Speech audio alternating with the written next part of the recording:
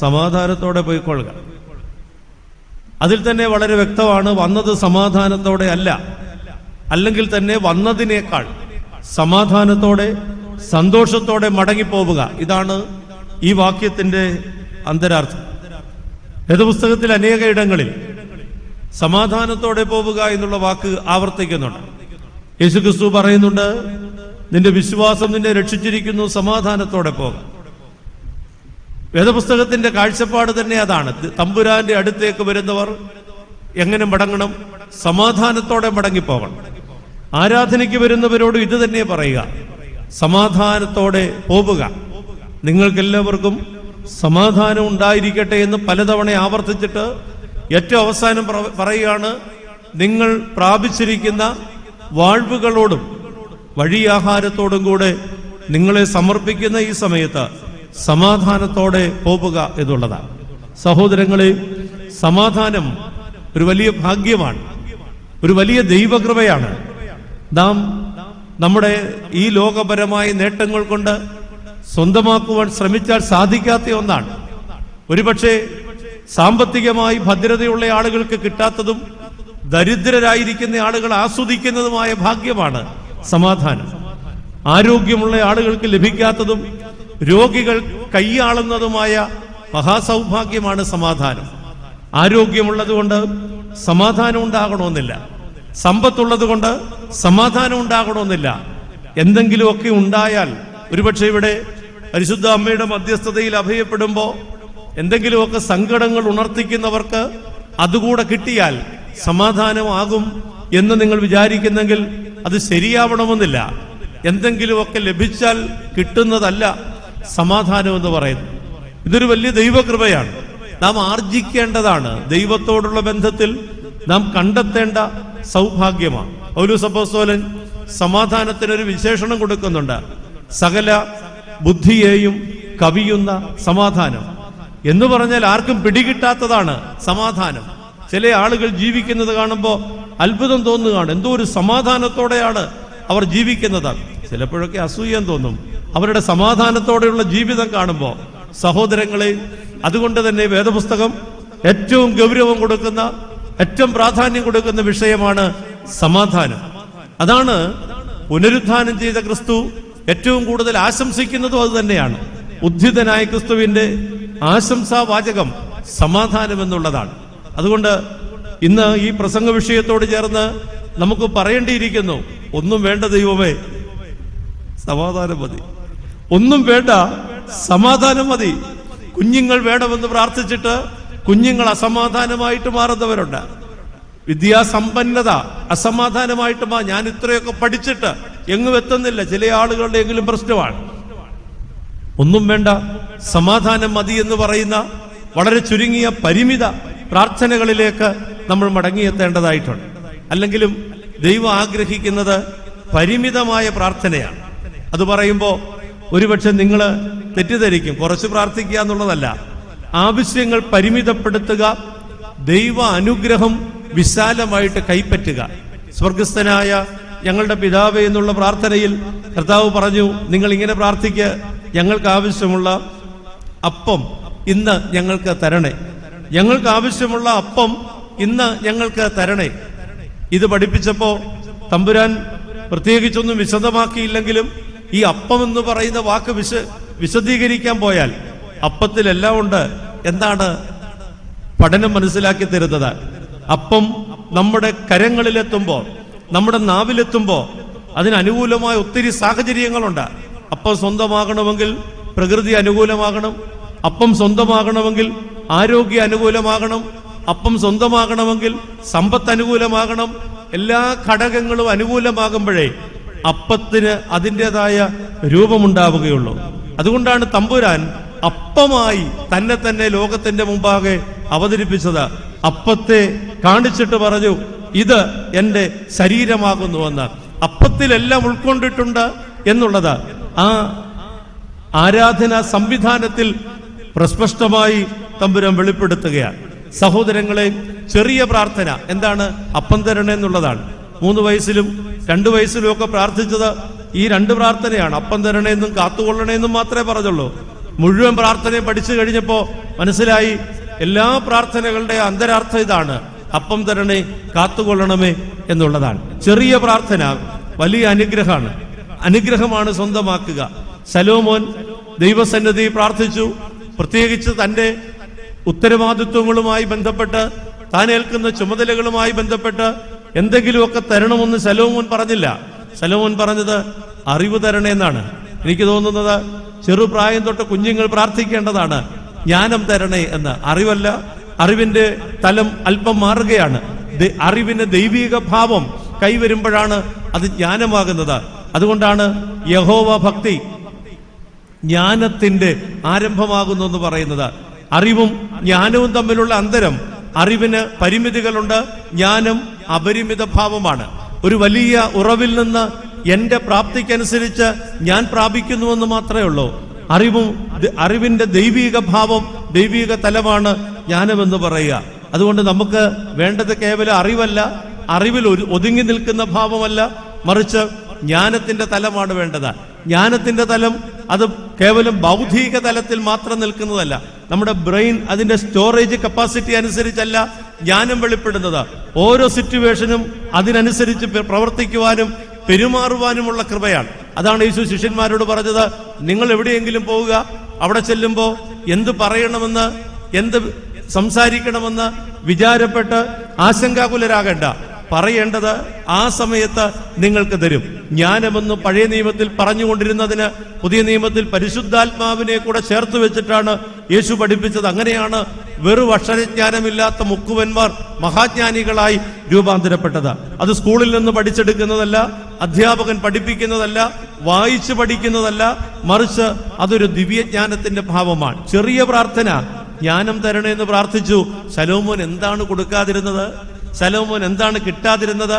അപ്പം തരണേ എന്ന് പ്രാർത്ഥിച്ചാൽ അതിലെല്ലാം ഉണ്ട്, ജ്ഞാനം തരണേ എന്ന് പ്രാർത്ഥിച്ചാൽ അതിലെല്ലാം ഉണ്ട്. ഞാനിപ്പോ പറഞ്ഞത് ഒന്നും വേണ്ട ദൈവമേ, സമാധാനം മതി എന്നാണ്. അങ്ങനെയാണെങ്കിൽ സമാധാനം കിട്ടിയാൽ അതിനകത്തെല്ലാം ഉണ്ട്. ചിലപ്പോ സമാധാനം കിട്ടണമെങ്കിൽ ചിലതൊക്കെ ഉപേക്ഷിക്കേണ്ടത് വരും. ചിലത് കയ്യിൽ വരുമ്പോഴാണ് എന്തു പോകുന്നത്? സമാധാനം പോകുന്നത്. പ്രിയപ്പെട്ടവരെ, അത് പറയാൻ പോയാൽ ഈ ആമുഖം തന്നെ ഒരുപാടായി പോകും എന്നുള്ളത് കൊണ്ട് ഞാൻ മാറുകയാണ്. ഒരു മനുഷ്യന്റെ യാത്ര അവസാനിക്കുമ്പോൾ, ഇന്നത്തെ നിങ്ങളുടെ ഈ പ്രസംഗത്തിലേക്കുള്ള വരവ്, ഈ ശുശ്രൂഷയിലേക്കുള്ള വരവ്, അത് അവസാനിക്കുമ്പോൾ നിങ്ങൾ കേൾക്കേണ്ട വാചകമാണ്: സമാധാനത്തോടെ പോകാം. ഞാൻ ഇത്രയും ദൂരെ യാത്ര ചെയ്ത് ഇവിടെ വന്നിട്ട് നിങ്ങളോട് എന്തെങ്കിലും പറഞ്ഞിട്ട് പോവുകയല്ല. ഞാൻ കേൾക്കേണ്ട വാചകമാണ്: സമാധാനത്തോടെ പോവുക. പ്രിയപ്പെട്ടവരെ, സമാധാനം എന്ന് പറയുന്നത് സ്വന്തമാക്കുക ഒരു വലിയ ഭാഗ്യമാണ്, ദൈവകൃപയാണ് എന്ന് ഞാൻ ഓർമ്മപ്പെടുത്തിയല്ലോ. ഒരു വലിയ മനുഷ്യന്റെ യാത്രയാണ് ഈ യാത്ര. ഒരു സാധാരണക്കാരനല്ല, ഒരു സൈന്യത്തിന്റെ അധിപൻ യാത്ര ചെയ്യുകയാണ്. അവൻ യാത്രയാവുന്നത് ഒരു വലിയ മനുഷ്യനെ തേടിയാണ്. ആ മനുഷ്യന്റെ പേര് എലീശ എന്നാണ്. എലീശ എന്ന ഒരു വലിയ മനുഷ്യനെ, വലിയത് എന്ന് പറയാൻ കാരണം സാധാരണ മനുഷ്യന്റെ നിയന്ത്രണത്തിൽ നിൽക്കാത്ത കാര്യങ്ങൾ തന്റെ ചൊൽപ്പടി കൊണ്ടുവരുന്ന, അതിശയങ്ങൾ പ്രവർത്തിക്കുന്ന, അത്ഭുതങ്ങൾ പ്രവർത്തിക്കുന്ന ദൈവപുരുഷൻ എന്ന് പേർ കൊള്ളപ്പെട്ട എലീശ എന്ന് പറയുന്ന ഒരു വലിയ മനുഷ്യനെ തേടി ഈ വലിയ മനുഷ്യൻ, ലോകപ്രകാരമുള്ള വലിയ മനുഷ്യൻ യാത്രയാവുകയാണ്. ഞാൻ അമ്മയെ തേടി വരുന്നത് പോലെ, നിങ്ങൾ 8 നോമ്പിന് വരുന്നത് പോലെ, മാതാവിന്റെ മധ്യസ്ഥതയിലേക്ക് അടുത്തു വരുന്നത് പോലെ, എലീശ എന്ന് പറയുന്ന മഹാനുഭാവന്റെ അടുത്തേക്ക് ഒരു മനുഷ്യൻ യാത്രയാവുകയാണ്. അവന്റെ പേര് നയമാൻ എന്നാണ്. കഥ നിങ്ങൾക്കറിയാം എന്നുള്ളത് കൊണ്ട് അതിന്റെ വിശദീകരണങ്ങളിലേക്ക് പോകുന്നില്ല. ആശയം മാത്രമാണ് പരാമർശിക്കുവാൻ ആഗ്രഹിക്കുക. ഒരു മനുഷ്യൻ, ഒരു വലിയ മനുഷ്യൻ, ലോകപ്രകാരമുള്ള ഗാംഭീര്യമുള്ള ആരാം സൈന്യത്തിന്റെ അധിപനായിരിക്കുന്ന, ഒരുപാട് യുദ്ധങ്ങളിൽ ആരാമിനെ വിജയിപ്പിച്ചിട്ടുള്ള നയമാൻ എന്ന് പറയുന്ന മനുഷ്യൻ ഒരു ദൈവപുരുഷനെ തേടുകയാണ്. ഇതൊരു വൈരുദ്ധ്യമാണ്. ലോകത്തിലെല്ലാം ഉള്ളവന് ദൈവത്തിന്റെ ആവശ്യം എന്താണ്? ഇന്നത്തെ ലോകമെന്ന് പറയുന്നത് ആ അത്യാധുനികമായ സംവിധാനങ്ങളുടെ നടുവിൽ യുക്തി സഹജമായി ചിന്തിക്കുന്ന നമ്മുടെ കുഞ്ഞുങ്ങൾ, നമ്മുടെ യുവതലമുറ പലപ്പോഴും ഉയർത്തുന്ന ചോദ്യങ്ങൾക്ക് മുമ്പിൽ നമുക്ക് പിടിച്ചു നിൽക്കാനായിട്ടൊക്കില്ല. ദൈവത്തെക്കുറിച്ചും ദൈവകാര്യങ്ങളെക്കുറിച്ചുമുള്ള അവരുടെ ചോദ്യങ്ങൾ തീർച്ചയായും അത് സ്വാഭാവികമാണ്, വളർച്ചയുടെ ലക്ഷണമാണ്. അറിവിന്റെ തലത്തിൽ അവർ ഉയരുന്നതിന്റെ പ്രത്യക്ഷഭാവമാണ്. അതൊക്കെ അവർ ചോദിച്ചോട്ടെ. ആ ചോദ്യങ്ങളൊക്കെ പിന്നീട് അവർക്ക് തന്നെ മനസ്സിലാവും. ഏതാണ്ട് ഒരു 18-20 വയസ്സുള്ളപ്പോൾ വേദപുസ്തകം സംബന്ധിച്ച് വളരെ സംശയകരമായ ഒരു ചിന്ത എൻ്റെ മനസ്സിൽ രൂപപ്പെട്ടു. ഒരു വിഷയം സംബന്ധിച്ചാണ്. വേദപുസ്തകം അന്ന് ഒരു 16 വയസ്സ് മുതൽ പഠിക്കാൻ തുടങ്ങിയ ആണ് വേദപുസ്തകം. വേദപുസ്തകത്തിലേക്ക് ഇങ്ങനെ വാക്യങ്ങൾ കാണാതെ പഠിക്കുന്നതും വിശ്വാസ സംബന്ധമായ കാര്യങ്ങൾ പഠിക്കുന്നതും പ്രത്യേകിച്ച് പ്രൊട്ടസ്റ്റന്റ് വിശ്വാസത്തിനെതിരായി വേദപുസ്തകത്തിൽ എവിടെയൊക്കെ എന്തൊക്കെയുണ്ടെന്ന് അന്വേഷിക്കുന്നതും അന്നത്തെ ഒരു ഹരമായിരുന്നു. അങ്ങനെ അന്വേഷിച്ച കൂട്ടത്തിൽ ഒരു വിഷയം എൻ്റെ പിടിയിൽ നിൽക്കുന്നില്ല. അങ്ങനെ ഇരിക്കുമ്പോൾ എനിക്കൊരു വാർത്ത കിട്ടി. ഒരു പള്ളിയിൽ ഒരാൾ വന്നിട്ടുണ്ട്. അദ്ദേഹം പ്രസംഗത്തിന് 3-4 ദിവസം അവിടെ താമസിച്ച് ബൈബിൾ ക്ലാസ് എടുക്കുകയാണ്. ഏത് വിഷയത്തിന് ഉടനെ മറുപടിയാണ്. ആ മറുപടി എത്ര ഗൗരവമേറിയ വിഷയമാണെങ്കിലും എത്ര പ്രയാസമുള്ളതാണെങ്കിലും അദ്ദേഹം ഈസി ആയിട്ട് കൈകാര്യം ചെയ്യും. ഇത് കേട്ടിട്ട് ഞാൻ സൈക്കിളും എടുത്ത് നേരെ അദ്ദേഹത്തെ കാണാനായിട്ട് പോയി. അദ്ദേഹം ഒരു ശുശ്രൂഷ കഴിഞ്ഞിട്ട് മുറിയിലേക്ക് കയറുമ്പോൾ ഞാൻ മുമ്പിൽ ചെന്ന് നിന്നിട്ട് പറഞ്ഞു, എനിക്കൊരു സംശയമുണ്ട്. എന്താ നിന്റെ സംശയം? ഒരു 65-70 വയസ്സുള്ള ഒരാളാണ്. ഞാൻ 18 നിൽക്കുന്നു. അദ്ദേഹം എന്നോട് ചോദിച്ചു, എന്താ നിന്റെ സംശയം? ഞാൻ എൻ്റെ സംശയം പറഞ്ഞു. അദ്ദേഹം പറഞ്ഞു, മറുപടി നിന്നോടിപ്പോൾ അത് പറഞ്ഞാൽ മനസ്സിലാവത്തില്ല. ഒറ്റ വാക്കേയുള്ള അദ്ദേഹം പറഞ്ഞുള്ളൂ, ഇപ്പം അത് നിന്നോട് പറഞ്ഞാൽ മനസ്സിലാവില്ല. ഞാൻ പോയതിനേക്കാൾ വേഗത്തിൽ വളരെ നിരാശയോടെ സങ്കടത്തോടെ മടങ്ങി വന്നു. വീട്ടിൽ വന്നിട്ട് അമ്മയോട് പറഞ്ഞു, ഒരു പ്രയോജനം ഉണ്ടായില്ല. 2.5 കിലോമീറ്റർ സൈക്കിൾ ചവിട്ടിയിട്ട് ഒരു ഗുണം ഉണ്ടായില്ല. എനിക്ക് ആ മനുഷ്യനോട് വല്ലാത്ത ദേഷ്യമാണ് ഉണ്ടായത്. പക്ഷെ ഇന്ന് ആ വിഷയത്തിൽ എനിക്ക് വേദപുസ്തക സംബന്ധമായി അങ്ങേ അറ്റത്തെ ധാരണയുണ്ട്, വ്യക്തമായ ധാരണയുണ്ട്. ഇപ്പൊ എനിക്ക് മനസ്സിലായി, അന്ന് അദ്ദേഹം പറഞ്ഞതാണ് ശരി. അന്നത് എന്നോട് പറഞ്ഞിരുന്നെങ്കിൽ എനിക്കത് മനസ്സിലാവുകയില്ലായിരുന്നു. കുഞ്ഞുങ്ങൾ ചോദ്യം ചോദിക്കട്ടെ, കുഞ്ഞുങ്ങൾ സംശയം ചോദിക്കട്ടെ. അവർ ഒരുപക്ഷെ നമുക്ക് അവർ ചോദിക്കുന്ന ചോദ്യങ്ങളോട് എതിർത്ത് നിൽക്കുവാൻ അല്ലെങ്കിൽ പിടിച്ചു നിൽക്കുവാൻ കഴിയുന്നില്ലെങ്കിൽ ആ വിഷയം അങ്ങ് വിട്ടേര്. അതിനർത്ഥം അവർ അവിശ്വാസികളാണെന്നോ അവർ തർക്കുത്തരം പറയുന്നെന്നോ അവർ ദൈവത്തെ നിന്ദിക്കുന്നുവെന്നുമല്ല. അതൊക്കെ ഒരു കാലഘട്ടത്തിന്റെയും പ്രായത്തിന്റെയും പ്രശ്നമാണ്. ആ രീതിയിൽ അതിനെ കണ്ടാൽ മതി. പ്രിയപ്പെട്ടവരെ, ഇവിടെ പ്രഗത്ഭരായ അറിവുള്ള പ്രതിഭാശാലിയായിരിക്കുന്ന നയമാൻ ദൈവത്തെ അന്വേഷിക്കുകയാണ്. വലിയ വലിയ ആളുകൾക്ക്, കഴിവുള്ള ആളുകൾക്ക്, പ്രാപ്തിയുള്ളവർക്ക് ദൈവത്തിന്റെ ആവശ്യം എന്താണ്? ഇതൊരു ചോദ്യമാണ്. പ്രിയപ്പെട്ടവരെ, ദൈവത്തെ കൊണ്ട് ആർക്കാണ് ആവശ്യം? ഗതികേടുകാരന്, ആരും ഒരു തരത്തിലും ജീവിക്കാൻ നിർവാഹമില്ലാത്തവന് അവർക്കാണോ ദൈവത്തെ വേണ്ടത് എന്നൊരു ചോദ്യമുണ്ട്. വിശുദ്ധ യോഹന്നാന്റെ സുവിശേഷം 3-ാം അധ്യായം 1-ാം വാക്യത്തിൽ ഒരു മനുഷ്യൻ ദൈവത്തെ തേടി വരുന്നുണ്ട്. ആ മനുഷ്യനെ കുറിച്ച് പറയുന്നത്, യോഹന്നാൻ 3:1 പറഞ്ഞാൽ അന്നേരം ഉത്തരം പറയേണ്ടതാണ്. കാരണം അത്രയ്ക്ക് യോഹന്നാന്റെ സുവിശേഷം ഹൃദ്യസ്ഥമാക്കാൻ എളുപ്പമാണ്. പരീശന്മാരുടെ കൂട്ടത്തിൽ യഹൂദന്മാരുടെ പ്രമാണിയായി നിക്കോദിമോസ് എന്ന് പറയുന്ന മനുഷ്യൻ രാത്രിയിൽ യേശുവിന്റെ അടുക്കൽ വന്നു. എന്ന് പറഞ്ഞ ചില്ലറക്കാരനല്ല, നിസ്സാരനല്ല, പരീശന്മാരുടെ കൂട്ടത്തിലുള്ളവനാണ്, യഹൂദന്മാരുടെ പ്രമാണിയാണ്. അന്നത്തെ കാലഘട്ടത്തിൽ സ്റ്റാറ്റസ് ഉള്ള, അംഗീകാരമുള്ള, എല്ലാ തരത്തിലും പ്രാവീണ്യമുള്ള മനുഷ്യൻ തമ്പുരാനെ തേടി വരികയാണ്. അവൻ വന്നിട്ടവൻ യേശുവിന്റെ രഹസ്യ ശിഷ്യനായിട്ട് നിലകൊണ്ടു. സഹോദരങ്ങളെ, ഇത് യഥാർത്ഥത്തിലുള്ള ദൈവാന്വേഷണം. ഞാൻ പറയുന്നത്, നയമാൻ ഒരു വലിയ മനുഷ്യനെ തേടി, ഒരു ദൈവപുരുഷനെ തേടി യാത്ര ചെയ്യുകയാണ്. എന്താണ് കാരണമെന്ന് ചോദിച്ചാൽ, നയമാൻ ഇപ്പോൾ ഒരു പ്രതിസന്ധിയിലാണ്. എന്താണ് പ്രതിസന്ധി? അവൻ രോഗിയാണ്. രോഗത്തിൽ ആയിരിക്കുന്ന നയമാൻ എത്രമാത്രം ലോകപ്രകാരം ഉയർന്നാലും ഒരാൾ രോഗിയായാൽ മനസ്സ് ചെറുതാകും. ഈ ലോകം വെച്ചു നീട്ടുന്ന ഔന്നത്യങ്ങളുടെ ഗാംഭീര്യങ്ങളൊന്നും രോഗത്തിന്റെ നടുവിൽ വിലപ്പോവില്ല. രോഗിയുടെ മനസ്സെന്ന് പറയുന്നത് തന്റെ പഠനം കൊണ്ട് നേടിയതോ തന്റെ ഈ ലോകപരമായ നേട്ടങ്ങൾ കൊണ്ട് സമ്പാദിച്ചതുമായ യാതൊന്നിനും സ്വാധീനിക്കുവാൻ കഴിയാത്ത തരത്തിലേക്ക് താഴ്ന്നു പോകും. ഒരു രോഗി അയാൾ അനുഭവിക്കുന്ന മാനസികമായ അവസ്ഥ എന്ന് പറയുന്നത് അനുഭവിക്കുന്നവർക്ക് മാത്രമേ മനസ്സിലാകത്തുള്ളൂ. കൂടെ നിൽക്കുന്നവർക്ക് ആർക്കും മനസ്സിലാവും. ഒരുപക്ഷെ മനസ്സിലുണ്ടെങ്കിലും വെളിപ്പെടുത്താതെ മറ്റുള്ളവരുടെ മുമ്പിൽ കാണിക്കാതെ. നമുക്കറിയാം, ചില മനുഷ്യരൊക്കെ അസുഖം വന്നു കഴിഞ്ഞാൽ പിന്നെ ആരെയും കാണാൻ സമ്മതിക്കത്തില്ല. ആരും കാണുന്നത് അവർക്ക് താല്പര്യമില്ല. അതിന്റെ കാരണം എന്താണ്? എന്നെ ഈ നിലയിൽ ആരും കാണണ്ട എന്നുള്ളതാണ്. അതും ഒരു മനസ്സിന്റെ ചെറുപ്പമാണ്.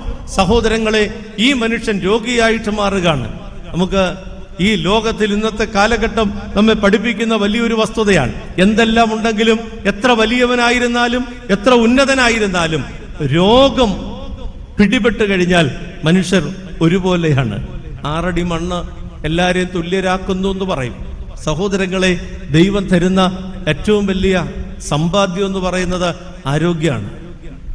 ആരോഗ്യം പോലെയുള്ള അതിന് താരതമ്യം ചെയ്യാനൊക്കുന്ന സമ്പാദ്യം വേറെയില്ല. ആരോഗ്യമുള്ളപ്പോൾ നിങ്ങൾ സമ്പത്തില്ലെന്ന് പറഞ്ഞാൽ, ആരോഗ്യമുള്ളപ്പോൾ നിങ്ങൾ വീടില്ലെന്ന് പറഞ്ഞാൽ, ആരോഗ്യമുള്ളപ്പോൾ നിങ്ങൾക്ക് ഏതെങ്കിലും തരത്തിലുള്ള കഴിവില്ലെന്ന് പറഞ്ഞാൽ ദൈവസന്നിധിയിൽ ഒരു നന്ദികേടിന്റെ പ്രദർശനമാണത്. ആരോഗ്യമാണ് ദൈവം തരുന്ന ഏറ്റവും വലിയ സമ്പാദ്യം. അത് എത്ര നാളെന്നുള്ളത് നമുക്കറിയാനൊക്കില്ല. എന്നും ആരോഗ്യത്തോടൊന്നും ഇരിക്കാൻ ഒക്കുകയില്ല. ഒരു കാലഘട്ടമുണ്ട് ആരോഗ്യം ദൈവം അനുവദിച്ചിട്ടുള്ള കാലഘട്ടം. ചില ആളുകൾ ജന്മന രോഗികളാകാം, അല്ലെങ്കിൽ വഴിയെ അപ്രതീക്ഷിതമായ അകാലത്തിൽ രോഗത്തിന്റെയൊക്കെ പിടിയിൽപ്പെടാം. ഈ മനുഷ്യൻ രോഗിയായി കഴിഞ്ഞപ്പോ അവനൊരു ദൈവപുരുഷനെ തേടി യാത്ര ചെയ്യുകയാണ്. എന്നെ ഏറ്റവും സ്വാധീനിച്ച ഒരു ചിന്ത, ഇവൻ ഈ യാത്രയ്ക്കൊരുങ്ങുന്നതിന്റെ പിന്നിലെ കാരണമാണ്. അവന്റെ വീട്ടില് അവൻ യുദ്ധം ചെയ്ത് അടിമയായിട്ട് പിടിച്ചുകൊണ്ടുവന്ന ഒരു പെൺകുട്ടിയുണ്ട്. അവൾ പറയുകയാണ് അവളുടെ യജമാനത്തിയോട്, യജമാനൻ ശമരിയായിലൊന്നു പോയാൽ അവിടെ ഒരു പ്രവാചകനുണ്ട്, ആ പ്രവാചകൻ എന്റെ യജമാനന് സൗഖ്യം നൽകും എന്ന്. ആ പെൺകുട്ടി നമ്മളൊക്കെ പഠിക്കേണ്ട ഒരു വിഷയമാണ്. അതായത് അടിമയായിട്ട് പിടിച്ചുകൊണ്ടുവന്ന് വീട്ടിൽ താമസിപ്പിച്ച് വീട്ടുജോലി ചെയ്യിക്കുന്ന യജമാനനെ കുറിച്ച് അവളുടെ മനസ്സിലുണ്ടാകേണ്ട ഭാവം എന്താണ്? പക്ഷെ അവൾ ഇപ്പോൾ ചെയ്യുന്നത് എന്താണ്? തനിക്ക് വേദന സമ്മാനിച്ചവന് സൗഖ്യം കൊടുക്കുവാൻ, തന്നെ ഏകാന്തതയിലേക്ക് കൊണ്ടുവന്നവന് ആശ്വാസം കൊടുക്കുവാൻ, അവന്റെ മനസ്സിന്റെ സന്തോഷം, അതിനുവേണ്ടി അവൾ നിലകൊള്ളുകയാണ്. ഈ പെണ്ണിന്റെ വാക്ക് കേട്ടിട്ടാണ് ഇയാള് ഈ യാത്രയ്ക്ക് ഒരുങ്ങുന്നത്. അപ്പോ നയമാന്റെ രോഗത്തെക്കുറിച്ച് എനിക്ക് ഒന്നാമത് പറയാനായിട്ടുള്ളത്, സാധാരണഗതി നമ്മൾ പറയും രോഗവും കഷ്ടതയൊക്കെ വരുമ്പോ നമ്മൾ എങ്ങോട്ട് നോക്കണം? ദൈവത്തെ നോക്കണം. ദൈവത്തെങ്കിലേക്ക് അല്ലാതെ തന്നെ നോക്കണം എന്നുള്ളതാണ് വിവക്ഷ. പക്ഷെ നമ്മളെ കൊണ്ടത് പറ്റാറില്ല. തിരക്ക് കൊണ്ട്. ആരോഗ്യമുള്ളപ്പോൾ തിരക്കാണല്ലോ.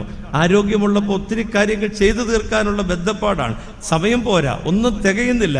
പ്രിയപ്പെട്ടവരെ, രോഗം വരുമ്പോ വേറൊന്നും ചെയ്യാനൊക്കാത്തപ്പോ ദൈവത്തെങ്കിലേക്ക് മേൽപോട്ട് നോക്കാനുള്ള അവസരമാണ് രോഗം. പക്ഷെ ഞാനിവിടെ മറ്റൊരു തലം കൂടെ അതിന് പറയാണ്. മേൽപോട്ട് നോക്കാൻ മാത്രമല്ല, കീഴ്പോട്ടും നോക്കാനുള്ള അവസരമാണ് രോഗം. എന്ന് പറഞ്ഞാൽ മേളി ദൈവമാണ് എന്നുള്ള ചിന്തയിൽ താഴോട്ട് നോക്കിയാൽ താഴെ നാം ശ്രദ്ധിക്കാതെ പോയ കുറെ ജീവിതങ്ങളുണ്ട്, നാം പരിഗണിക്കാതെ പോയ കുറെ ആളുകളുണ്ട്. നമ്മുടെ വളർച്ചയുടെ വഴികളിൽ, നമ്മുടെ ഉയർച്ചയുടെ സാഹചര്യങ്ങളിൽ, നമ്മുടെ നേട്ടങ്ങളുടെ ഔന്നത്യങ്ങളുടെ കാലഘട്ടത്തിൽ നമ്മൾ ശ്രദ്ധിക്കാതെ പോയ കുറെ ആളുകളുണ്ട്. കുറെ പാവപ്പെട്ടവരുണ്ട്, കുറെ സാധാരണക്കാരുണ്ട്, കുറെ വേലക്കാരുണ്ട്. ഇല്ല പോട്ടെ, നമ്മുടെ വീട്ടിലെ ചില അംഗങ്ങൾ, ഒരുപക്ഷെ അപ്പനും അമ്മയും പോലും ആ ഗണത്തിൽപ്പെട്ടേക്കാം. നമ്മുടെ തിരക്കിന്റെയും ഔന്നത്യങ്ങളുടെയും ചുമതലകളുടെയൊക്കെ മധ്യത്തിൽ ശ്രദ്ധിക്കാൻ കഴിയാതെ പോയ ചില ജീവിതങ്ങൾ. അഹങ്കാരമാണ് എന്ന് പറയേണ്ടി വരും അതിന്. എന്നാൽ പോലും നമുക്ക് ശ്രദ്ധിക്കാൻ ഒക്കുന്നില്ല. വേദനകൾ വരുമ്പോ നയമാൻ ഇപ്പൊ ആരെയാണ് ശ്രദ്ധിക്കുന്നത്? ഈ പെങ്കൊച്ചിനെയാണ്. തന്റെ സൗഖ്യത്തിന് വേണ്ടി സംസാരിക്കുന്ന ഈ പെണ്ണിന്റെ വാക്ക് കേട്ടിട്ട് അവൾക്ക് കാതു കൊടുക്കുകയാണ്. അവൾ പറയുന്നത് അനുസരിക്കുകയാണ്. അവൾ പറയുന്നത് പോലെ തന്നെ നയമാൻ ചെയ്യുകയാണ്. അവളെ ശ്രദ്ധിക്കുവാൻ കിട്ടിയൊരവസരമായിട്ട് ഞാനിതിനെ വ്യാഖ്യാനിക്കുക. സഹോദരങ്ങളെ, ശ്രദ്ധിക്കാൻ നമ്മൾ ശ്രദ്ധിക്കാതെ പോകുന്ന കുറെ ആളുകൾ ഇന്ന് ഈ പ്രസംഗം നടക്കുമ്പോൾ, ഇനി നിങ്ങൾ പ്രസംഗത്തിൽ ശ്രദ്ധിച്ചില്ലെങ്കിലും എനിക്ക് കുഴപ്പമില്ല, വിരോധമില്ല. നമ്മൾ ശ്രദ്ധിക്കാതെ പോയ കുറെ ജീവിതങ്ങൾ, ഓർമ്മ വെച്ച കാലം മുതൽ ഇതുവരെ നമ്മളെ ഏറെ സ്വാധീനിച്ച, നമ്മുടെ ഉയർച്ചയ്ക്ക് കാരണക്കാരായിരുന്ന, നാം ഈ നിലയിലെത്തുന്നതിന്റെ പിന്നിൽ എന്തെങ്കിലുമൊക്കെ ഒരുപക്ഷെ പ്രോത്സാഹനം, അല്ലെങ്കിൽ സഹായം, അല്ലെങ്കിൽ ശാസന, അല്ലെങ്കിൽ ഉപദേശം, ഏതെല്ലാം രീതിയിൽ നമ്മെ സ്വാധീനിച്ചിട്ടുള്ള ആളുകളുണ്ട്. മറന്നുപോയില്ലേ? നമ്മൾ അവഗണിച്ച് കടന്നുപോയിട്ടില്ലേ? ശ്രദ്ധിക്കാതെ പോയിട്ടില്ലേ? ഇതാ, ശ്രദ്ധിക്കുവാൻ കിട്ടുന്ന ഒരവസരമാണ് കഷ്ടത, ശ്രദ്ധിക്കുവാൻ കിട്ടുന്ന അവസരമാണ് രോഗം. അവരിലേക്ക് ശ്രദ്ധ, താഴേക്ക് നോക്കുവാൻ കിട്ടുന്ന അവസരമാണ്. നമ്മളൊക്കെ എപ്പോഴും മേളിലോട്ട് നോക്കി വിളിച്ചേച്ച് തമ്പുരാനോട് പറയും, താഴോട്ടൊന്ന് നോക്കണേ. ആരെ? എന്നെ. താഴെ നിന്ന് മേളിലോട്ട് വിളിച്ച് പ്രാർത്ഥിക്കുമ്പോ ഉടയവനോടുള്ള നമ്മുടെ ആഗ്രഹം താഴോട്ടൊന്ന് നോക്കണേന്നാ. ഈ താഴോട്ട് നോക്കണേ എന്ന് നമ്മൾ ദൈവത്തെ വിളിച്ച് പ്രാർത്ഥിക്കുമ്പോ ദൈവം നമ്മളോട് ആവശ്യപ്പെടുകയാണ്, നീയും താഴോട്ടൊന്ന്, നിനക്ക് താഴെ നീ പരിഗണിക്കാത്ത, നീ ശ്രദ്ധിക്കാത്ത, നീ അവഗണിക്കുന്ന, ഗണിക്കാതെ പോകുന്ന ജീവിതങ്ങളിലേക്ക് നീ ഒന്ന് ശ്രദ്ധിക്കണം. ഒരു കടക്കാരന്റെ കഥ പറഞ്ഞപ്പോ ഒരു ഉപമയായിട്ട് പറഞ്ഞപ്പോൾ യേശു ഇങ്ങനെ പറഞ്ഞില്ലേ, ഞാൻ നിന്നോട് ക്ഷമിച്ചതുപോലെ നീയും നിന്റെ സഖാവിനോട്, നിന്റെ കടക്കാരനോട് ചെയ്യേണ്ടതല്ലയോ? അതല്ലേ സ്വർഗസ്ഥനായ പിതാവേ എന്നുള്ള പ്രാർത്ഥനയിൽ ഞങ്ങളുടെ കടക്കാരോട് ഞങ്ങൾ ക്ഷമിച്ചതുപോലെ. എന്ത് ഭംഗിയായിട്ടാണ് പറയുന്നത്. ഈ കുറെ നാള് മുമ്പ് ഒരാൾ എൻ്റെ അടുത്ത് വന്നിട്ട് പറഞ്ഞു, ഞാനത് ചൊല്ലാറില്ല എന്ന് പറഞ്ഞു. അതങ്ങ് വരുമ്പോൾ, അപ്പത്തിന്റെ കാര്യം വരുമ്പോൾ ഞാൻ വളരെ ഉറക്കെ അങ്ങ് ചൊല്ലും. കടക്കാരോട് ഞങ്ങൾ ക്ഷമിച്ചതുപോലെ എന്ന് പറയുമ്പോൾ ഇങ്ങനെയൊക്കെ ബുദ്ധി ഉപയോഗിക്കുന്നുണ്ടല്ലോ. ഒന്നുമില്ലേലും ശ്രദ്ധിച്ചാണ് ചൊല്ലുന്നത്. ഏതൊക്കെയാണ് ചൊല്ലേണ്ടത്, ഏതൊക്കെയാണ് ചൊല്ലണ്ടാത്തത് എന്ന് കൃത്യമായിട്ട് അറിഞ്ഞാണല്ലോ ഇത് സംബന്ധിക്കുന്നതെന്നെങ്കിലും വിചാരിച്ച് നമുക്ക് ആശ്വസിക്കാം. ഞാൻ പറഞ്ഞത്, താഴേക്ക് നോക്കുവാൻ കിട്ടുന്ന ദൈവം താഴേക്ക്, എന്നിലേക്ക്, എൻ്റെ ഗതികേടിലേക്ക്, എൻ്റെ ദൈന്യതയിലേക്ക് ദൈവം നോക്കണമെന്ന് ഞാൻ പ്രാർത്ഥിക്കുമ്പോൾ ദൈവം ആവശ്യപ്പെടുന്നത് നീയും താഴേക്ക് നോക്കണം, നിനക്കും താഴേക്ക് നോക്കുവാനായിട്ട് കഴിയണം. സഹോദരങ്ങളെ, ഇവിടെ ഈ മനുഷ്യൻ ഈ പെങ്കൊച്ചിന്റെ വാക്ക് കേട്ടിട്ട് ഇറങ്ങുകയാണ്. നമ്മുടെയൊക്കെ ജീവിതത്തിലെ ബലഹീനതകൾ, പ്രതിസന്ധികൾ, പ്രയാസങ്ങൾ വരുമ്പോൾ ഒന്ന് നിന്ന് ചിന്തിക്കാനുള്ള അവസരമാണ്. നമ്മുടെ ഒരു സംസാരത്തിന് വേണ്ടി ആഗ്രഹിക്കുന്ന ആളുകൾ, നമ്മുടെ ഒരു ചിരിക്ക് വേണ്ടി കൊതിക്കുന്ന ആളുകൾ, നമ്മുടെ ഒരു ദയാകടാക്ഷത്തിന് വേണ്ടി കാത്തിരിക്കുന്ന ആളുകൾ വീട്ടിലുണ്ടാകാം. അങ്ങനെയുള്ള ആളുകൾ ചിലപ്പോൾ അങ്ങനെയുള്ളവരിലേക്ക് ശ്രദ്ധ തിരിക്കുവാൻ, അവരിലേക്ക് എത്തുവാൻ കിട്ടുന്ന അവസരമാണ്, അല്ലെങ്കിൽ അവരിലേക്ക് എത്തേണ്ട സമയമാണ്. പലപ്പോഴും വീട്ടിൽ ജോലിക്ക് നിൽക്കുന്ന ആളുകൾ, നമ്മുടെ വീട്ടിലെ എല്ലാ കാര്യങ്ങളും ചെയ്യുന്നത് അവരാണ്, കൊച്ചിനെ എടുക്കുന്നത് അവരാണ്. പലപ്പോഴും കൊച്ചുങ്ങളെ വളർത്തിയത് ആരാണെന്ന് ചോദിച്ചാൽ വീട്ടിൽ ജോലി ചെയ്യുന്ന ആളുകളാണെന്ന് പറയേണ്ടി വരും. പക്ഷെ നമ്മുടെ മനോഭാവം കൊടുക്കുന്നുണ്ട്, അവർക്ക് വേണ്ട വേതനം എന്നതിൽ മാത്രം ഒതുങ്ങുന്നതാണ്. അതിനപ്പുറം ഒരു പരിഗണനയില്ല. ഈ അടുത്ത സമയത്ത് എന്നെ അത്ഭുതപ്പെടുത്തിയ ഒരു സംഭവം ഉണ്ടായി. ഒരു വീട്ടിൽ നിന്ന് എന്നെ വിളിച്ചിട്ട് എന്നോട് പറഞ്ഞു, ഞങ്ങളുടെ ജോലിക്കാരിക്ക് ഒരു വീട് പണിത് കൊടുക്കണം. പെട്ടെന്ന് ഞാൻ ഞെട്ടി. അവരുടെ വീട്ടിൽ ജോലിക്ക് നിൽക്കുന്നവർക്ക് വീട് പണിത് കൊടുക്കേണ്ടത് എന്നൊന്നും പറയാനൊക്കത്തില്ല. ഇതെന്താണ് ഉദ്ദേശിക്കുന്നതെന്ന് അറിയാൻ പാടില്ലാത്തത് കൊണ്ട് ഞാനിങ്ങനെ അടുത്ത വാക്ക് അവർ പറഞ്ഞത്, പൈസ ഞങ്ങൾ തന്നോളാം, അച്ഛൻ ആ പണി നടത്താനൊന്നും നേതൃത്വം നൽകിയാൽ മതി. ഒരാളെ കണ്ടുപിടിച്ച് ആ പണി 9.5 ലക്ഷം രൂപയ്ക്ക് വീട്ടിൽ ജോലിക്ക് നിൽക്കുന്ന, അത് തമിഴ്നാട്ടുകാരിയാണ്. അവർക്ക് ഒരു വീട്, അവരുടെ വീട് പൊളിഞ്ഞു പോയതാണ്, ഒരു വീട് പണിത് കൊടുത്ത് മുഴുവൻ പൈസയും അവരെൻ്റെ ഈ തന്ന് കോൺട്രാക്ടർക്ക് കൊടുത്തത് ഞാനാണ്. സഹോദരങ്ങളെ, സ്വന്തമായിട്ട് കുറെ നാൾ വീട്ടിൽ ജോലി ചെയ്ത, കുറെ നാൾ വീടിനോട് ചേർന്ന് നിന്ന മക്കളെയും കൊച്ചുമക്കളെയൊക്കെ അവരുടെ ദൈനംദിന കാര്യങ്ങളെല്ലാം നിർവഹിച്ചു കൊടുത്ത ഒരു സ്ത്രീക്ക് അവർ സ്വസ്ഥമായി ഉറങ്ങുന്നു എന്നെങ്കിലും ഉറപ്പാക്കാൻ കഴിയുന്നില്ലെങ്കിൽ, സാമ്പത്തികമുള്ളവരുടെ കാര്യമാണ്, ഉറപ്പാക്കാൻ കഴിയുന്നില്ലെങ്കിൽ അവർ ചെയ്തു തന്ന ആ സേവനത്തോടുള്ള നമ്മുടെ മനോഭാവം എന്താണ്? ഓർക്കേണ്ട ഒരു വിഷയമാണ്. ഒത്തിരി റെക്കമെൻഡേഷൻസ് വന്നിട്ടുണ്ട്. അച്ഛാ, ഞങ്ങളുടെ വീട്ടിൽ ജോലിക്ക് നിൽക്കുന്ന ഇന്നയാൾക്ക് എന്തെങ്കിലും ഒരു സഹായം ദേവലോകത്തിൽ നിന്ന് കൊടുക്കാവോ, അല്ലെ പള്ളിയിൽ നിന്ന് കൊടുക്കാവോ, മറ്റുള്ളിടത്തിൽ നിന്ന് കൊടുക്കാവോ? ഒരുപക്ഷെ നമ്മളെ കൊണ്ട് വഹിക്കാൻ മേലാത്ത, നമുക്ക് ചെയ്യാൻ മേലാത്തത് വരുമ്പോൾ ചെയ്യുന്നതിന് കുഴപ്പമില്ല. ചെയ്യാമെങ്കിൽ ചെയ്യണം. പ്രിയപ്പെട്ടവരെ, അതൊരു കരുതലാണ്. താഴെ നിൽക്കുന്ന ജോലിക്കാരിയെ ശ്രദ്ധിക്കാൻ, അവളുടെ അഭിപ്രായം എന്താണെന്ന് ആരായുവാൻ, പ്രത്യേകിച്ചത് തൻ്റെ ഗുണത്തിന്, തൻ്റെ നന്മയ്ക്ക്, തൻ്റെ സൗഖ്യത്തിന് വേണ്ടി അവൾ സംസാരിക്കുന്ന വാചകത്തിന് കാതോർക്കുകയാണ്. ചെറിയ ആളുകൾക്ക് ഒരുപാട് പറയാനുണ്ട്, ചെറിയ ആളുകൾക്ക് ഒരുപാട് പഠിപ്പിക്കാനുണ്ട്. ചില ചെറിയ ആളുകൾ വെച്ചു നീട്ടുന്ന പാഠങ്ങൾ, സഹോദരങ്ങളെ, നമ്മളൊക്കെ അത് പഠിക്കാൻ ശ്രമിക്കുമ്പോഴാണ് അവരൊക്കെ എത്രയോ ഔന്നത്യങ്ങളിലാണ് എന്ന് മനസ്സിലാവുക. ഈ പെങ്കൊച്ചിന്റെ വാക്ക് കേട്ടിട്ട് ഇവൻ ഇറങ്ങിത്തിരിക്കുകയാണ്, ഒരു വലിയ മനുഷ്യനെ, ഒരു ദൈവപുരുഷനെ തേടിക്കൊണ്ട്. ഞാൻ പറഞ്ഞത്, രോഗം, കഷ്ടത, പ്രയാസം ദൈവത്തെങ്കിലേക്ക് നോക്കാൻ കിട്ടുന്ന അവസരമാണ്. അതുപോലെ തന്നെ താഴേക്കിടയിലുള്ളവരെ ശ്രദ്ധിക്കണം. എളിയവനെ ആദരിക്കുന്നവൻ, ചെറിയവനെ, ഗതികേടുകാരനെ, താഴെയുള്ളവനെ പരിഗണിക്കുന്നത് ദൈവിക ഭാവമാണ്. സമപ്രായത്തിലുള്ളവരെയും പരിഗണിക്കുകയും നമുക്ക് മേളിലുള്ളവരെ ആദരിക്കുകയും ചെയ്യുന്നതിനകത്ത് ദൈവികതയില്ല, അത് സാമാന്യ മര്യാദയാണ്. എന്നാൽ താഴേക്കിടയിലുള്ള ആളുകളെ പരിഗണിക്കുന്നത് നിശ്ചയമായും ദൈവികമായിരിക്കുന്ന ദൈവദത്തമായ ഭാവമാണ്. നയമാൻ ഇറങ്ങിത്തിരിക്കുകയാണ് സൗഖ്യം തേടി. ആ സൗഖ്യം തേടിയുള്ള യാത്രയ്ക്ക് ഞാൻ കൊടുക്കുന്ന പേര് ഒരു വലിയ മനുഷ്യനെ, ദൈവപുരുഷനെ അന്വേഷിച്ചുള്ള യാത്രയാണ്. അതാണ് നമ്മുടെ 8 നോമ്പ്, അതാണ് നമ്മുടെ പെരുന്നാളുകൾ, അതാണ് നമ്മുടെ നോമ്പനുഷ്ഠാനങ്ങൾ. ഒരു വലിയ മനുഷ്യനെ തേടിയുള്ള യാത്രയാണ്. നയമാൻ ശമരിയയിലെത്തി. ശമരിയയിലെ രാജാവ് നയമാന്റെ വരവിനെ കുറിച്ച് കേട്ടിട്ട് അവന് വസ്ത്രം കീറിയെന്ന് അവിടെ എഴുതിയിരിക്കുന്നത്. 5-ാം അധ്യായം വായിച്ചു നോക്കിയാൽ നിങ്ങൾക്കത് മനസ്സിലാകും. അങ്ങനെ ശമരിയ രാജാവ് തകർന്നു നിൽക്കുകയാണ്. എലീശ പറഞ്ഞു, അവൻ എന്റെ അടുക്കൽ വരട്ടെ. എലീശയുടെ അടുത്തേക്ക് നയമാൻ ചെല്ലുകയാണ്. എലീശയെ കാണാൻ ചെന്നിട്ട് നയമാൻ എലീശയെ കാണാൻ അവസരം ലഭിക്കാതെ ദുഃഖിതനായിട്ട് മാറുക. നയമാൻ കുറെ സമ്മാനങ്ങളൊക്കെ ആയിട്ടാണ് വന്നത്. പൊന്നും വെള്ളിയും വസ്ത്രങ്ങളും ഒക്കെ ആയിട്ട് കോവർ കഴുതകളുടെ പുറത്ത് ഇതെല്ലാം കയറ്റിവെച്ചിട്ട് എലീശയെ കണ്ട് തിരുമുൽക്കാഴ്ച സമർപ്പിക്കുവാൻ ആഗ്രഹത്തോടെ കടന്നു വന്ന നയമാന് എലീശ മുഖദർശനം കൊടുത്തില്ല. നയമാൻ ആരെന്നറിയാവോ? അല്പനാള് മുമ്പ് ഇസ്രയേലിനെ തോൽപ്പിച്ച, എലീശയുടെ രാജ്യത്തെ തോൽപ്പിച്ച സൈന്യാധിപനാണ്, നിസ്സാരനല്ല.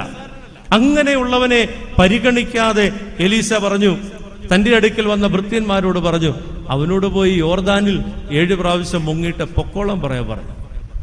അതൊരു ഭയങ്കര തിരസ്കരണമാണ്. ആതിഥ്യ മര്യാദയുടെ ആദ്യ പാഠം പോലും എലീശയ്ക്ക് അറിയാൻ പാടില്ലാത്തതുപോലെ ഇരിക്കുന്നു. സ്വീകരിച്ചില്ലെന്ന് മാത്രമല്ല, അവനോട് പോയി കുളിച്ചിട്ട് യോർദാനിൽ മുങ്ങിയിട്ട് പൊയ്ക്കൊള്ളാൻ പറയാൻ പറഞ്ഞു. നയമാൻ ക്രുദ്ധനായി. നയമാന് ദേഷ്യമാണ്. രോഗസൗഖ്യം തേടി ഒരു വലിയ മനുഷ്യനെ അന്വേഷിച്ച് യാത്ര തിരിച്ചിട്ട് അവന്റെ മുമ്പിൽ ചെന്ന് നിൽക്കാൻ പോലും അവസരം നിഷേധിക്കപ്പെട്ടിട്ട് നയമാൻ ദേഷ്യത്തോടെ തിരിഞ്ഞിട്ട് തന്റെ കൂടെയുള്ള ഭൃത്യന്മാരോട് പറഞ്ഞു, പോകാൻ നമുക്ക് ആരാമിലേക്ക് മടങ്ങാം. വളരെ ദേഷ്യമാണ്. സൗഖ്യത്തിന്റെ തൊട്ടടുത്തെത്തി നിൽക്കുവാണ്. യോർദാനിൽ മുങ്ങിയ സൗഖ്യമാണ്, പക്ഷേ തൊട്ടടുത്തെത്തി നിൽക്കുക. പക്ഷേ ദേഷ്യം കാരണം നയമാൻ തിരിച്ചു പോകാനായിട്ട് തീരുമാനിച്ചു. സഹോദരങ്ങളെ, ദേഷ്യം, സങ്കീർത്തനക്കാരൻ പറയുന്നു, കോപിപ്പിൻ. കോപം കൊണ്ട് ഏറ്റവും കൂടുതൽ നഷ്ടം സംഭവിച്ച ഒരു മനുഷ്യനെ കുറിച്ച് വേദപുസ്തകം പറയുന്നുണ്ട്. ആരാന്നറിയാം?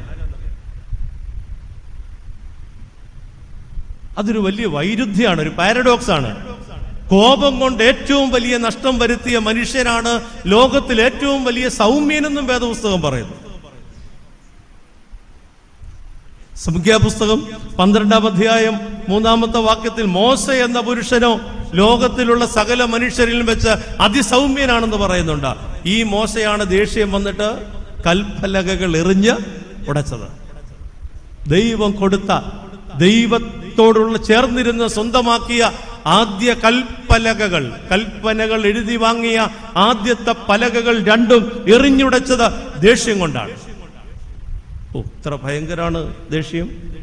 കോപം വരുത്തുന്ന നഷ്ടം നോക്കിക്കേ. ഏറ്റവും വലിയ സൗമ്യനെ കൊണ്ടാണ് ദേഷ്യം ഇത് ചെയ്യിക്കുന്നെങ്കിൽ നമ്മുടെയൊക്കെ അവസ്ഥയോ? വല്ലപ്പോഴും സൗമ്യതയുള്ള നമ്മുടെ അവസ്ഥയോ?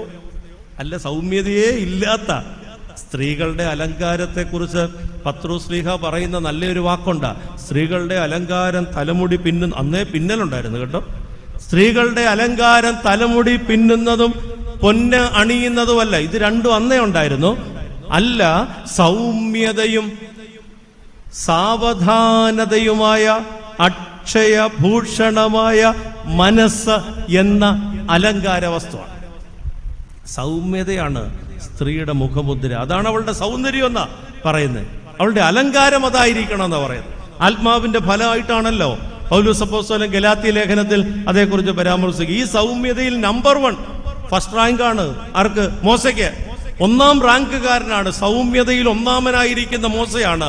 ദേഷ്യം വന്നപ്പോ പലക എറിഞ്ഞുടച്ചത് എന്ന് പറയുമ്പോ സൗമ്യത, ഇത്രയും സൗമ്യനായിരിക്കുന്നവന് പോലും കോപം വന്ന പ്രശ്നമാണ്.